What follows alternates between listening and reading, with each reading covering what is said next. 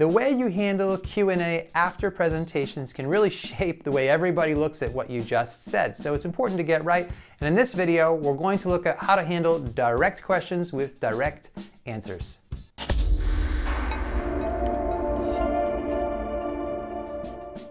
Hello, I'm Alex Lyon, and this is Communication Coach, the channel that's here to help you increase your impact so you can lead your teams to higher levels of excellence.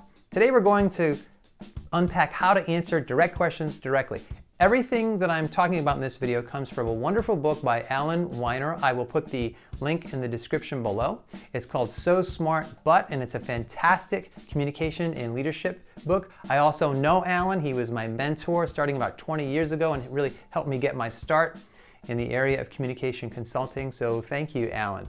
When he talks about how to handle Q&A, he really describes it very simply in a way that I have found very helpful. He talks about how there are really only 4 types of questions, and he uses a testing metaphor to crystallize this. He says there are true-false, which is really a yes or no, multiple choice, fill in the blank, and essay.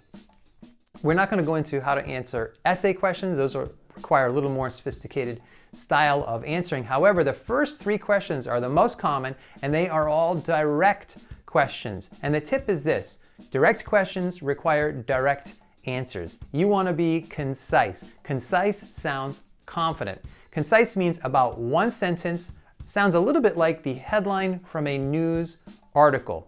So if you're asked a direct question, you give a direct answer to true, false, fill in the blank, or multiple choice.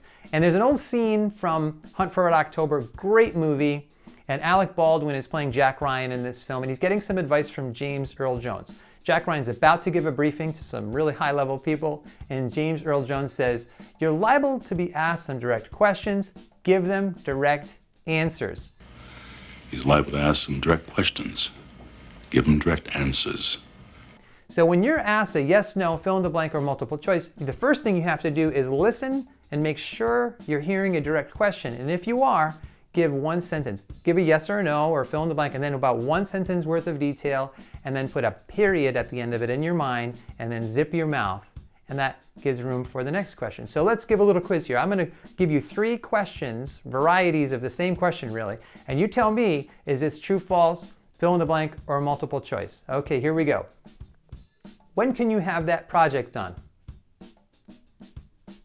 When questions are usually fill in the blank. And you might say, for example, Wednesday looks like the best day for that project. You give an answer, a little bit of detail, period. Can you have that done by Monday? Well, you have to listen. Is it a yes or no? Multiple choice, fill in the blank. Can you have it done by Monday? That's a yes or no. So you would say, no, however, I can't have it done by Tuesday. See, if you say, you don't always have to say yes. Yes, I can have it done by Monday. Fine answer, period. No, however, if you need to qualify, I can have it done by Tuesday. Okay, last one. You probably already know which one it is. Does Monday work better for you or Wednesday for that project deadline? That's obviously a multiple choice style question. So when you hear a direct question, give the answer and then about 1 sentence worth of detail. And by the way, a lot of times people think, oh my gosh, can I really just say yes or no? I mean, that's so committed. Well, remember, you have room to qualify. You don't have to say yes, 100% yes, absolutely yes. You can say yes, however, or no, however. Yes, because. You can give some qualifications and a little bit of detail, but make sure you still stick to about 1 sentence worth of length there and put a period at the end and then zip it. That's really the key. Now, sometimes people overcorrect, and you do not want to overcorrect and just give 1-word answers. There are a number of very well-known sports coaches that you can tell they do not like talking to the media. What happened offensively in that period? Turnovers. What about on the defensive end? They had their most productive quarter. What'd you see there? Turnovers. Pop, thank you. Mike? And that's it. And that sounds like you're blowing people off. You don't want to talk to them.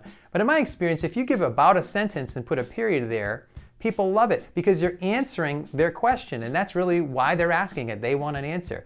And it really opens up a key aspect to the Q&A portion after a presentation. When you did your presentation, that's an opportunity for you to monologue. You get your chance to talk directly at them for quite a while. Once it goes to Q&A, people want a dialogue. And so concise answers allow for lots of back and forth, lots of turn taking, and that's very satisfying for listeners, for members of an audience. And so if you can do that, you will really come across as a master at Q&A.